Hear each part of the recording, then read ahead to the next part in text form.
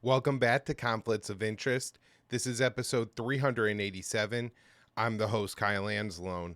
A lot of really important news to talk about in today's show, so just want to take a quick second to plug the show and say, if you're a new listener, subscribe to the show somewhere. YouTube, Rumble, and Odysee, we do put out a video version of the show. There's a news crawler at the bottom. We display the articles that we're talking about. But if you just want to listen to the audio only, you'll still get pretty much the full show experience. That's how most people listen. And you can find the show through the Libertarian Institute All Podcast feed and, of course, on its own podcast feed anywhere you could listen to podcasts. Just be sure, again, to subscribe if that's how you listen. If you're a longtime listener, you really like the show, think about sharing it on a social media platform, Twitter.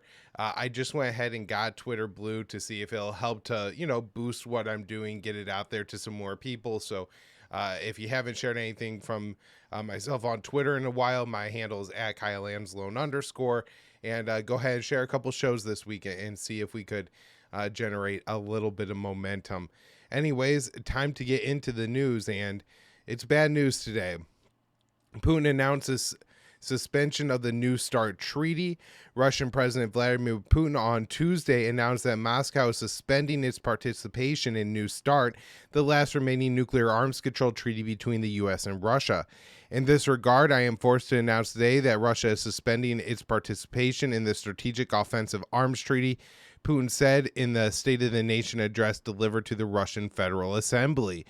New START was first signed in 2010 by then President Barack Obama and former Russian President Dmitry Medvedev, who now serves as the deputy chair of the Russian Security Council and replaced the START 1 treaty, which was signed in 1991. New START came into force in 2001, counts the number of deployment of nuclear warheads to 1,550. It also places limitations on launchers, including intercontinental ballistic missiles, submarine-launched ballistic missiles, and heavy bombers. New START was set to expire in February 2021, but Putin and President Biden agreed in January 2021 to extend the agreement for 5 years. According to the State Department, inspections have been halted since March of 2020 due to COVID-19. I think at some point during the war, I want to say late summer, Russia came out and they said that they weren't allowing American inspectors because U.S. travel restrictions on Russian officials prevented any Russian inspections from happening. Explaining his reasoning for suspending the treaty, Putin said it was signed at a time when the U.S. was less hostile. He also wants to address the issue of the U.K. and France's nuclear weapons, which are part of NATO's arsenal, although both countries have significantly smaller arsenals than the U.S. and Russia. Before returning to discussing this agreement, we must understand for ourselves what the intentions of countries like France and the UK are, and how we will consider their strategic arsenals as well, which is a cumulative striking potential of NATO. And look, I do think this is a little bit of a fair point for Putin to make. The U.S., France, and the UK are all allies, by, government laws and everything. NATO 5, or NATO Article 5 requires, all countries to come to defense of the other. And so Russia and China don't have that kind of treaty, right? And there were a lot of people within the U.S. foreign policy establishment who thought it was very fair for Donald Trump to demand that China be included in any new arms agreement with Russia. Now, I think that was, really ridiculous because the size of the Chinese arsenal, the fact that there's really no formal link between the Chinese and the Russian arsenal as there is with the NATO arsenals, and also the Chinese one is far smaller than the Russian or the American one. So, there really isn't that kind of leverage to bring, I think, China to the table from Russia's perspective, as there probably is from the U.S. for the U.K. and France. And so, is that worth scrapping the deal? Probably not. Is at the same time Putin bringing up a fair point with the UK and France in here? I think so. Putin's move is the result of a lack of diplomacy between the U.S. and Russia. Secretary of State Antony Blinken has only held one known call with his Russian counterpart, Sergei Lavrov, since Russia launched an invasion in February 2022, and those discussions were focused on the prisoner swap of Brittany Grenier, the WNBA star. The two countries were engaged in arms control talks before the Russian invasion of Ukraine, but the U.S. canceled negotiations. After months of refusing to engage with Russia on the issue, the U.S. eventually agreed to hold New START talks in November 2022, but then Russia pulled out at the last minute. Arms control between the U.S. and Russia has been crumbling for years as Washington withdrew from key treaties. In 2019, the Trump administration withdrew from the 1987 Intermediate Range Nuclear Forces Treaty, which banned ground-launched missiles with a range of 500 to 5,500 kilometers, and that was extremely a very significant move. Putin mentioned the IMF withdrawal in his speech on Tuesday. The whole world witnessed how they withdrew from fundamental agreements on weapons, including the treaty on the intermediate and shorter range missiles, unilaterally tearing up fundamental agreements and maintain world peace, he said. The Trump administration also withdrew from the Open Skies Treaty, which allowed unarmed surveillance flights over participating countries. Russia tried to salvage the treaty with the Biden administration, but had no success. The administration told Moscow it wouldn't rejoin Open Skies. In his speech, Putin vowed to fight on in Ukraine and blamed the U.S. and its allies for provoking the war by expanding NATO support and supporting the 2014 coup that ousted former Ukrainian President Viktor Yanukovych. He said the Western provision of longer range weapons will result in Ukraine losing territory. So, this is essentially Putin's State of the Union address. Very significant, very important announcement. Terrible that Putin is going this route. Obviously, the more arms control there is, the better, especially as the situation between, the U.S. and Russia is deteriorating. Now, context here, like anything, is always important. And, in Dave's article, he talks about the 2014 coup and the NATO expansion, everything like that. But if we really, go back a couple decades here, we could see that the U.S. has tore up arms control agreements, particularly with Russia, but also around the world. And John Bolton, who's probably one of the happiest people in the world today, has been behind most of it. And so, up until the 2000s, we had the anti-ballistic missile treaty, which, prevented these launchers like, that shoot down missiles. So the Aegis Ashore systems that are in Poland and Romania, those, would have been banned. And so the U.S. backed out of that treaty with Russia, which, really, in a lot of ways, provoked this cycle of, escalation in the strategic and the nuclear realm between Russia and the U.S. till we get to the point today where there's no agreements left between the two countries. So this is a really big deal. I guess in the coming days, we will see maybe a little bit more and get a little bit more information on what this means. I think maybe the slight bit of good news here is, as far as my understanding is, Putin didn't announce any major overhaul to the Russian nuclear program. And so as long as Russia remains in the confines and, doesn't start, a major nuclear buildup, I would assume start deploying a lot more nuclear weapons and things like that, then, maybe in 2 years it's far easier to salvage this agreement, as long as all parties are pretty much following the agreement. Obviously, the agreement really hasn't been in full force. The inspections regime is one of the most important parts of the New START treaty, and the fact that the inspections haven't been going on for almost 3 years now means the treaty has been lacking in its full potential for a while, but this is a more significant escalation. However, as long as, again, there's not a major nuclear buildup on either side, hopefully maybe at some point in the future, cooler heads could prevail and Moscow will, agree to unsuspend the treaty, and both parties will re-enter and, we'll return to inspections and get full compliance, because that's really important. So I want to talk a little bit more about Biden's surprise visit to Ukraine.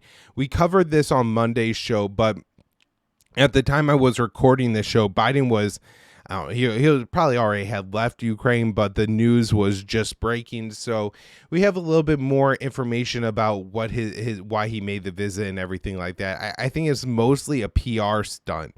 And actually, I'll talk about this in a little bit more detail, but, potentially Biden did this because, he wants to look really, really like he really, really supports Kiev, because the White House may be waffling a little bit on how much is actually willing to support Ukraine. Biden made a surprise visit to Ukraine. President Biden on Monday made a visit to Ukraine, marking his first visit to the country since Russia invaded last year, a highly symbolic move that demonstrates Washington's deep involvement in the war.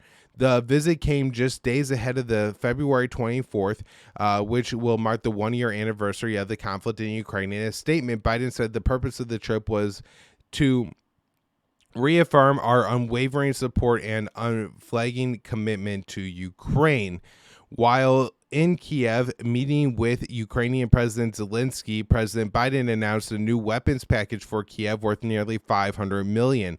The package includes ammunitions for the HIMARS rocket systems or other artillery, for Bradley infantry fighting support vehicles, Javelin anti-tank systems, and other equipment. Absent from the package are more advanced systems that Ukraine has been seeking, including jets and the Army tactical missile systems, munitions with a range of nearly 200 miles. And I mentioned this on Monday's show that I felt like this package was notably weaker and less significant than the other recent aid packages that the U.S. has announced for Ukraine. Biden claims the U.S. and its allies had pledged 700 tanks for Ukraine. It's not clear if those numbers are accurate, as Germany and its partners cannot manage to scrap together the 61 Leopard 2 tanks to give Ukraine, and the U.S. has only pledged to send 31 Abrams tanks, but Ukraine has received hundreds of Soviet-made tanks from European countries, such as Poland, which has pledged 240 T-70 tanks to Kiev earlier in the conflict. And then there's the 178, but that's an up to number. They have all these old tanks that are, they're not in working shape. They need to rehab them, refurbish them, and some of them may be too broken to refurbish. And so it's quite possible that 178 is a far smaller number. And then there's, I believe, about 180 tanks that Morocco owned, and that they were probably not all in the possession of Morocco. They were already in Europe for various reasons. And so some of those tanks are apparently going to be bought off of Morocco, refurbished, and then sent to Ukraine.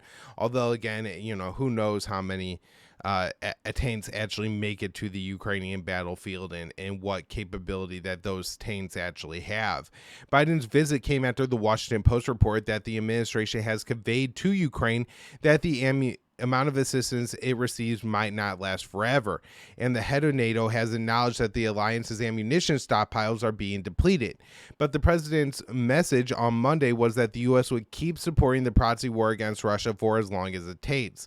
The Biden administration is also hoping that Ukraine will regain some territory in the coming months, and as a part of Biden's visit, might have been encouraging Zelensky to launch a counteroffensive. Russia has been building up its forces for months after mobilizing 300,000 fresh troops, and has started making more territorial gains.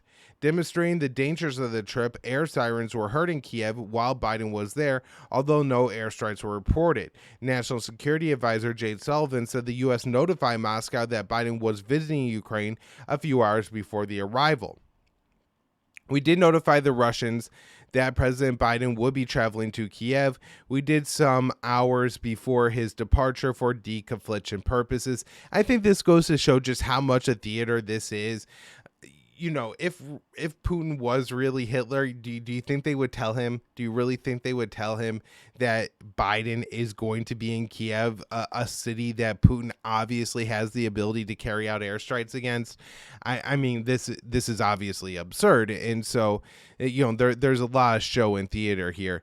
Kate Bedingfield, a White House communications director, told reporters that a visit from U.S. president to an active war zone like this is historic and unprecedented, and, as I say, required a great deal of careful planning. Some Republicans in Congress were critical of President Biden's trip. Joe Biden is prioritizing a visit to Ukraine before East Palestine, Ohio, is a perfect example of how his administration is putting Americans last, House Majority Whip Tom Emmer, a Republican from Minnesota, said in a statement to Breitbart.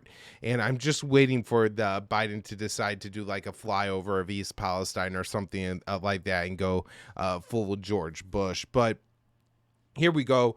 I think a couple more important details to add here is, the symbolism is one thing, but the actual support is another. And so we get this story from, a Ukrainian aide to Zelensky. Ukraine worries the Biden administration might use Congress as an excuse to wind down aid. And getting this around right after Biden visits Ukraine and the package to Ukraine not being as substantial as one might think is very interesting. And maybe, what Biden was doing in Ukraine was delivering a message that maybe the Ukrainians didn't really want to hear, that, American support is finite. And look, if that was communicated to Moscow before Biden's trip or something like that, maybe, that's why Biden felt so comfortable about going to Kiev, because Putin knew that Biden's message was, about trying to wind this thing down a little bit. So an advisor to Ukrainian President Zelensky told Politico on Tuesday that Kiev is worried that some members of the Biden administration might use Congress as an excuse to start winding down the military aid and push for Ukraine to pursue more realistic war goals. I think both Capitol Hill and the administration, there are people who are afraid to calibrate security assistance to incentivize the Ukrainians to cut some sort of deal, I'm afraid, the unnamed advisor said. Two Ukrainian officials confirmed to Politico that a report that CIA Director William Burns told Zelensky during a visit to Kiev in January that the next few months on the battlefield will be pivotal and military aid may be harder to come by. The officials also said that Burns floated the idea of a ceasefire in Ukraine when he met with Russia's spy chief in Ankara last November, but they did not offer any details on the ceasefire that Burns discussed. The Zelensky advisor said concerns about U.S. support still existed despite President Biden's Monday visit to Kiev, where he promised to back Ukrainians for as long as it takes and announced nearly $500 million in new military aid. The U.S. is currently spending about $45 billion, currently spending the $45 billion aid package Congress approved in December as a part of its massive omnibus spending bill. That is expected to last till summer, and other reports said that the administrations had conveyed to Ukraine that Congress might not approve aid past packages at a similar level. The administration cites Republican oppositions for its concerns, but the GOP leadership in Congress is still overwhelmingly in favor of arming Ukraine and criticizing Biden for not sending more weapons. So again, I think that if we get a compromise in Congress, it's not necessarily going to be to restrict to the amount of aid to Ukraine, but rather that there might be some oversight in that legislation. And who knows if that's actually enough to, get the Biden administration to back off what's happening here a little bit, because there's a lot of corruption or problems with the aid that's being sent to Kiev and what, whose hands it's ultimately falling into. So, I really think that there is at least enough talk in the White House right now about eventually stopping support for Ukraine, whether it's 3 months or 6 months from now, I guess would be the timeline, sometime in spring or sometime in summer, that the Ukrainians seem a little bit nervous. Now, there is the counter, and that is in Kiev, Representative McCall says Ukraine is more likely to get the Army tactical missiles and F-16s. Representative Michael McCall said that the head of the House Foreign Affairs Committee visited Ukraine on Tuesday and said he sensed a shift in Washington that could lead to arming Ukraine with F-16 fighter jets and longer range missiles. According to Reuters, McCall said the Biden administration was split on how fast and what weapons to send Ukraine, but I'm seeing an increasing momentum towards getting artillery and weapon and the planes in, he told reporters in Kiev, and said, in any event, We can start training pilots right now so that they're ready. Ukraine has been seeking the Army tactical missile systems, missiles that can be fired from HIMARS rocket systems and have a range of up to 200 miles. The current munitions Ukraine is using can hit targets 50 miles away. The U.S. recently announced it will send Ukraine ground-launched small-diameter bombs, which have a range of about 100 miles, but they could take months or years to be delivered. This is a new system that Boeing is trying to develop where they're looking to put small-diameter bombs on, I think they're M26 rocket motors, and I think they talked about giving Ukraine JDAM kits, so I would assume they would put those on these bombs and it would give them like a guided munition type system. McCall visited Kiev just one day after President Biden was in the city. McCall told Fox News that the president's visit wasn't enough to support Ukrainians. It's good that President Biden visited Ukraine, but it's a photo op isn't enough. We need to get Ukrainians the weapons they need to win now, especially the Army tactical missile systems. McCall wants the U.S. to give Ukraine the ability to strike targets in Crimea, operations that would risk significant escalation in the war, and even Secretary of State Antony Blinken recognized the peninsula as a red line for Moscow. Despite the risk of escalation, Victoria Nuland, the Undersecretary of State for Political Affairs, said last week the U.S. supports Ukrainian attacks in Crimea. Sending longer-range weapons for significant escalation, even if they are not used to hit Crimea. Russian President Vladimir Putin said in a speech on Tuesday that the longer the range of the Western supplies being sent to Ukraine, the further away from our borders we will be forced to push the threat. And this is something that Sergei Lavrov, the Russian foreign minister, has said in the past. So, my guess is that this is a part of the Russian policy that the U.S. gives Ukraine weapons with a range of 200 miles versus 50 miles, then Russia is going to look to take significantly more Ukrainian territory. Victoria Nuland says U.S. supports Ukrainian attacks on Crimea. I referenced this at the end of the last article, but just want to mention that Nuland made the comments when she was asked about a report from the New York Times that was published in January that said the Biden administration was warming to the idea of helping Ukraine attack Russia despite the risk of escalation. Russia has turned Crimea into a massive military installation. Those are legitimate targets. Ukraine is hitting them, and we're supporting that, Nuland told the Carnegie Endowment for International Peace, a Washington-based think tank. Nuland also supports the demilitarization of Crimea. No matter what the Ukrainians decide about Crimea in terms where they choose to fight, etc., Ukraine is not going to be safe unless Crimea is at a minimum, she repeats it, demilitarized, she said. And look, this means getting rid of the Russian military base at Sevastopol, which is one of Russia's most critical and important strategic military facilities. They're not going to give that up. What Nuland is talking about here is waging a world war with Russia. This woman is insane. Remember, Victoria Nuland was absolutely critical in organizing the 2014 coup in Ukraine that ultimately led to the civil war, which festered for 8 years and eventually ballooned into Russia invading Ukraine. So just a quick report of what's happening on the ground. Ukraine, Zelensky says Ukraine will defend Bakhmut, but not at any price. And this seems to be an indication from Zelensky that at some point, they are going to have to withdraw from the city. Russia has apparently taken out a lot of Ukrainians in the city. We heard reports from Germany over a month ago that Ukraine was losing a 3-figure number of soldiers in the city every day, which, could be pretty significant. They're casualties. So, we could be talking about 10 deaths and 90 injuries. Unlikely, more likely, we're talking about, 200 deaths and 600, serious injuries, something like that, with the German numbers that they were giving. Of course, the West always claims that there's a lot of Russians dying. Of course, there are a lot of Russians dying in this war, but how significant that, is compared to the Ukrainian losses, I think is yet to be seen.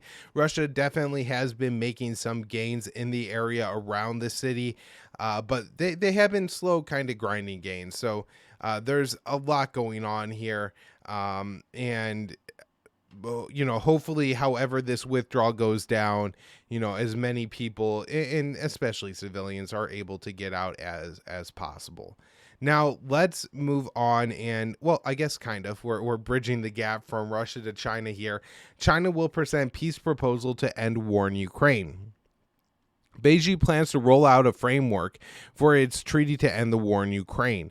Chinese Foreign Minister Wang Yi announced at the Munich Security Conference at the international international summit, the America's top diplomat criticized the People's Republic and warned of a new Cold War. During his speech at the Munich event on Saturday, Wang said President Xi will soon unveil a plan to halt fighting in Ukraine, insisting his country would not add fuel to the fire. We will put forward China's position on the political settlement on the Ukraine crisis and stay firm on the side of peace and dialogue, he said. After meeting with Wang in recent days, Italy's foreign minister said he expected China's proposal to be released at the end of the week. In his own address at the summit, NATO Secretary General Jens Stoltenberg labeled Beijing as an authoritarian regime and later complained to reporters that China has not been able to condemn the invasion of Ukraine. He also said that the People's Republic of China's talk of a ceasefire plan has been quite vague, insisting that peace could only be achieved through a Russian withdrawal. And so I thought this quote by Stoltenberg perfectly captured the problem that the West has with war, right? So when we look at war, we even say that the party that discusses the end of the war, this is going to come to a negotiated settlement. And we say that the party that, comes to that negotiated settlement facilitates that diplomacy, that a precondition is that they have to condemn one party to the war. That automatically creates a bias and a huge problem. I'm not saying that, obviously Beijing has a relationship, a very deep and very important relationship with Russia that we have discussed in depth on this show. And that's, probably a large part of the reason why they haven't condemned Russia. However, if you want somebody to be able to mediate, to have an arbitrator, that person has to have at least the appearance of neutrality and non-bias, or else both parties won't commit to the negotiations. And so, the way the West looks at everything now is that it has to be a, unilateral victory for the empire, that, Russia has to give to our demands and has to lose this war. We cannot let Russia win, is what the leaders in the West say over and over again. And so, under that framework and that mentality, this war is never going to end, at least not unless Russia wins the unilateral victory. Wang, in turn, argued that some forces might not want to see peace talks materialize, likely a veiled reference to the United States. They don't care about the life and death of Ukrainians nor the harms of Europe. They might have strategic goals larger than Ukraine itself. In March, Turkey nearly brokered a peace agreement between Moscow and Kiev after hosting negotiations in Istanbul. Those talks would later fall through, with Ankara lamenting that some Western countries would prefer hostilities continue in order to strike a blow to Moscow. There are some countries within NATO that want the Ukraine war to continue. They see the continuation of the war as weakening Russia, the Turkish foreign minister said in April. They don't care much about the situation in Ukraine. Just days later, this is, back in April 2022, U.S. Secretary of Defense Lloyd Austin declared that one of Washington's primary goals in Ukraine was to see Russia weaken. And so you have a party that was, had a relationship with Kiev, with Moscow. And, even though Turkey's a NATO member, they, I think played it very carefully and with their relationship with Russia. They also have strained relationships with NATO because of the situation in Greece and Turkey and other long-term disputes with the Europeans in NATO. So Turkey was primed to be the facilitator to end this war. They had a deal on the table that everybody was, at least the broad outlines of the deal, everybody was willing to accept. Russia was going to leave the Donbass. They were going to go back to the pre-invasion borders of Ukraine and work on implementing the Minsk agreement.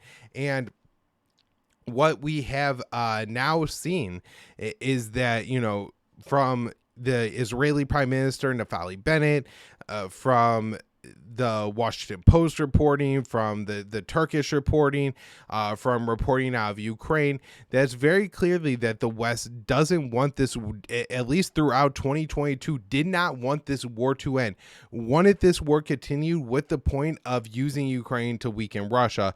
And that's why from the very beginning on this show, we were talking about how the U.S. policy in Ukraine is to fight Russia to the last Ukrainian. So, in his speech, Wang appealed directly to the European community in searching for a way to end the conflict, apparently seeking to bypass Washington. We need to think calmly, especially with our friends in Europe, about what efforts should be made to stop the warfare, what framework should be to bring lasting peace to Europe, and what role Europe should play to manifest this strategic autonomy. So I'm really interested in what this Chinese deal is going to look like, if it's anything that Ukraine could accept, that Europe could accept. I hope, China realizes that when they're talking about Europe, that not talking about the UK as well, because I think London has actually been more hawkish in this war than Washington has. Wang also met with Kiev's top diplomat on the sidelines of the summit over the weekend, telling the Ukrainian foreign minister that Beijing did not want to see the crisis in Ukraine prolonged and expanded, and is willing to work with the international community to avoid further deterioration of the situation and persistencies to strive for peace.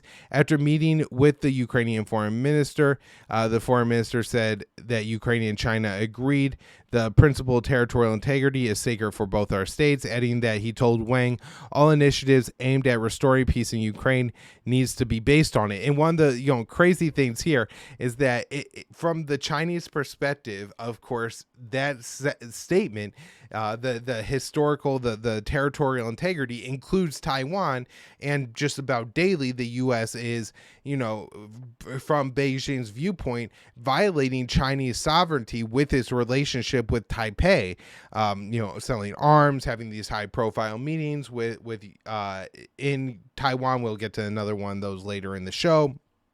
So, Ukraine probably doesn't support that, because Washington definitely doesn't support that. Wang is expected to travel to Moscow before Beijing releases its proposal at the end of the week. The Chinese diplomat held a separate meeting with his U.S. counterpart, Secretary of State Antony Blinken, who slammed Beijing over the Chinese high-altitude balloon that crossed into U.S. airspace in late January. Blinken also warned Beijing that if it provides arms to Moscow, it will severely escalate tensions all around. China has been engaged in providing rhetorical, political, diplomatic support to Russia, but we have information that gives us concern that they are considering providing lethal support to Russia in the war against Ukraine. He said, "We will see China's considering this. We have not seen them cross that line." And the U.S. has been saying this for months. And so for Blinken to take his opportunity to meet with the China's top diplomat to maybe start to improve the U.S. relationship with China, he does the opposite and slams China and puts unreasonable demands and makes likely false accusations against China. Chinese arms shipments to Russian forces would carry serious consequences, Blinken said. He went on to state that the move could even spark a new Cold War. All right, next article I wrote with Connor Freeman for the Libertarian Institute on February 21st. U.S. allies plan for information war with China. American defense officials discussed waging an information war against China with its allies, according to the commander of Naval Information Forces. The planning for this information campaign targeting Beijing comes after officials at Washington concluded that U.S. successfully used information warfare against Moscow after Vladimir Putin ordered the invasion of Ukraine last year. American defense officials hosted a conference for its allies in San Diego, including the UK, New Zealand, Australia, Japan, and Canada. The meeting focused on waging an information war against China. Vice Admiral Kelly Aschenbach, commander of Naval Information Forces, said more countries are developing methods to fight information warfare. I want to say we have at least a half dozen countries or so that either are establishing information warfare programs or are interested in partnering in the future of information warfare realm. The Vice Admiral highlighted Japan as a country developing a powerful information warfare program. Tokyo expressed significant interest in a really positive way, she said.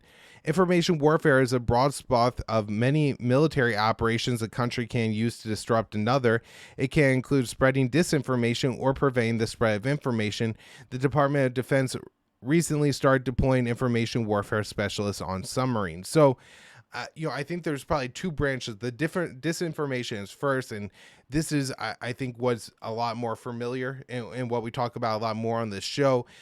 So, we'll talk about Lee Fang's reporting later on the Twitter files and, just things that the U.S. government makes up, selectively leaking intelligence, making up intelligence, things like that, lies to the American people, to the world about what's happening. Now, of course, let's say the U.S. is waging information warfare against Russia. That's really not to convince Russians. A lot of this comes out in English anyway, so it's obviously not directed at Russians. It's directed at the American people, right? They're trying to propagandize us with this disinformation warfare. Now, another thing that's talked about in information warfare that was far more kinetic or cyber-based, and that is, taking out Chinese, their propaganda outlets, or, whatever they're saying, even if it's not propaganda, is truth, taking out Chinese communication satellites, radio towers, TV antennas, things like that.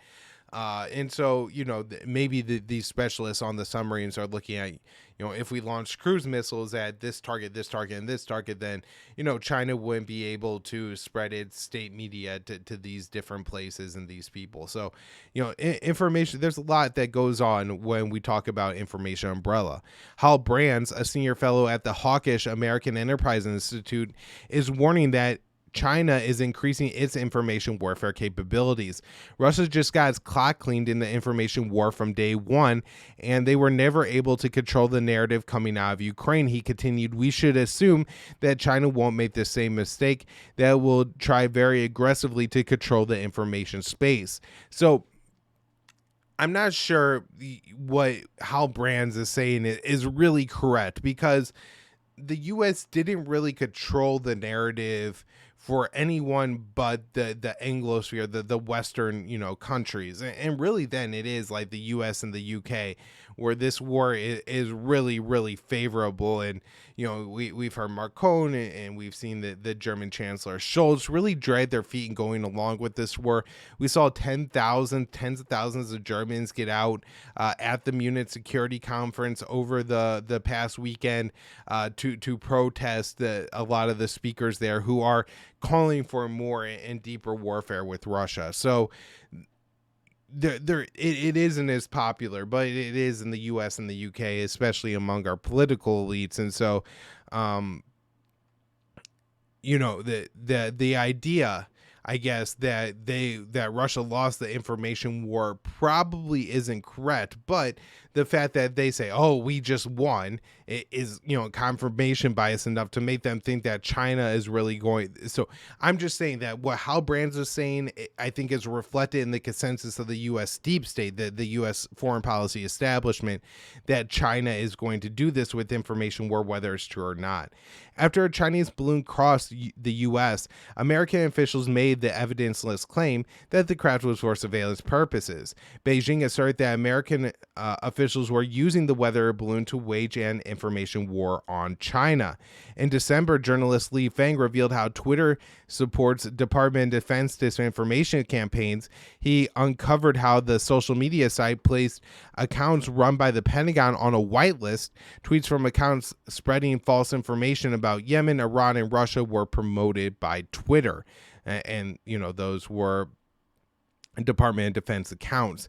In March 2022, U.S. officials told Financial Times that Moscow has requested military equipment and other assistance from Beijing, and the claim was denied by China as well as Russia. Concurrently, during the meeting in Rome, National Security Advisor Jake Sullivan reportedly warned type Chinese diplomat that Beijing would suffer isolated and penalties if they assisted Russia's war effort. A month later, a U.S. official speaking with NBC News admitted that the charge that Russia had turned to China for potential military help lacked hard evidence and was in fact a part of Washington's information warfare. Over the weekend, Secretary of State Antony Blinken raised tensions with Beijing further when he confronted his Chinese counterpart Wang Yi during a meeting on the sidelines of the MeWe Security Conference. Blinken said that China sent a surveillance balloon over our territory, violating our sovereignty, violating international law. And I told him quite simply that it is unacceptable, it can never happen again. Of course, Beijing denies that, and we have now the reporting from the Washington Post that uncovered U.S. intelligence began tracking the balloon's trajectory immediately after it was launched from southern China, and unexpected weather patterns blew the balloon off course. Blinken also accused China of considering providing lethal support for Russia in the war against Ukraine. Washington has provided no evidence for this latest claim, and China has strongly rejected Blinken's assertions. I see no reason not to assume that this is a part of Washington's information war against China as it was in the past. Now we have this really important story from Dave DeCamp at antiwar.com. So Taiwan's leader, tells Representative Ro Khanna Taiwan is increasing military exchanges with the U.S. Taiwanese President Tsai Ing-wen on Tuesday met with a U.S. bipartisan congressional delegation in Taipei led by Ro Khanna, a Democrat from California, and told American lawmakers that Taiwan is boosting military exchanges with the U.S. Taiwan and the U.S. continue to bolster military exchanges, and going forward, Taiwan will cooperate even more actively with the United States and other democratic partners to confront such global challenges as authoritarianism, expansionism, and climate change, the Taiwanese leader said. So this seems, and I'm sure will be taken in Beijing as very significant, because basically Taiwan is saying that we're going to partner with the U.S. to combat authoritarian expansionism, which Taiwan and the U.S. both define China's activities as authoritarian expansionism. So, my guess is that China isn't going to react quite as sharply as they did with Pelosi's visit this summer. However, I do think we are likely going to see China give some kind of reaction, likely in the form of war games to this visit from Khanna and other members of Congress. The U.S. launched another airstrike in Al-Shabaab last week. They claim they killed in Somalia. They claim they killed 5 members of Al-Shabaab. As I say every time, there's no reason to believe what the Pentagon says here. A lot of the times, once we get some on the ground reporting in Somalia, they uncover that's not quite what happened, and usually civilians were the ones killed in the U.S. military operations. All right, 2 things real quick on Nigeria before I wrap up. Bipartisan lawmakers seek to stop billion-dollar arms sale to Nigeria. 2 representatives are demanding the White House rescind a $1 billion arms sale to Nigeria. The demand was issued after reports of horrific abuses by the Nigerian military. In April, the Joe Biden administration approved the sale of attack helicopters to Nigeria for nearly $1 billion. Near the end of 2022, Reuters released an investigation that uncovered the country's military has performed as many as 10,000 forced abortions. Sarah Jacobs, a Democrat from California, and Chris Smith, a Republican from New Jersey, called on the White House to reassess its military relationship with Nigeria. The Nigerian security forces appear to have a limited understanding of humanitarian law and tools for effective engagement with local populations, according to Representatives Jacobs and Smith, who are both members of the Subcommittee on Africa. The lawmakers' letter declared, "We believe continuing to move forward with the nearly $1 billion arms sale would be a highly inappropriate and we urge the administration rescind it." Reuters reported on the atrocities committed by Nigeria's military against women and girls in the custody of the 7 Division were given injections to terminate their pregnancy. Some victims were killed by the abortions, and women who resisted were beaten.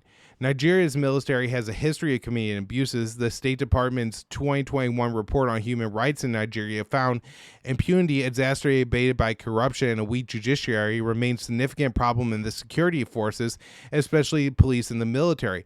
The Department of State Services, the military arbitrarily arrested and detained, often in unmonitored military detention facilities, persons in the context of the fight against Boko Haram and ISIS in West Africa in the Northeast. And so even before the Reuters reporting of the horrific forced abortions where, you have a woman who's like 6-7 months pregnant, you can't terminate the pregnancy without other medical care. That woman will go into labor and die. And so that apparently happened quite a bit in North Africa. The idea here from that division, they were fighting an insurgency, and they believed that, if a woman gave birth, she was giving birth to a future insurgent. And so they were doing forced abortions. Just unbelievably disgusting. And so today we have Secretary of State Antony Blinken. I can't even believe this. The United States with the Nigerian people as they prepare to make their voices heard in the voting in the general elections on February 25th. We do not support any individual candidate for office, but we strongly support free, fair, and peaceful elections. So again, you're giving $1 billion to a corrupt government, a military that is using population control, right? They are trying to reduce the number of a people in a certain area, right? That, you can't have democracy in that kind of a country. And yet you are giving that government $1 billion. And then you put out this video. It's Blinken, Powers, Samantha Powers, who's the head of USAID, and Linda Thomas Greenfield, who's the ambassador to U.S. ambassador to the United Nations, just come out with this video, and they're like, yay, Nigeria, we support the people. No, they do not. They support selling weapons. They support death. They support blood. They support violence, but they certainly do not support the Nigerian people. Very obvious from the Biden administration continuing to move forward with that weapon sale. All right, everybody, that's it for the show today. Thank you so much for tuning in. Back with more later in the week.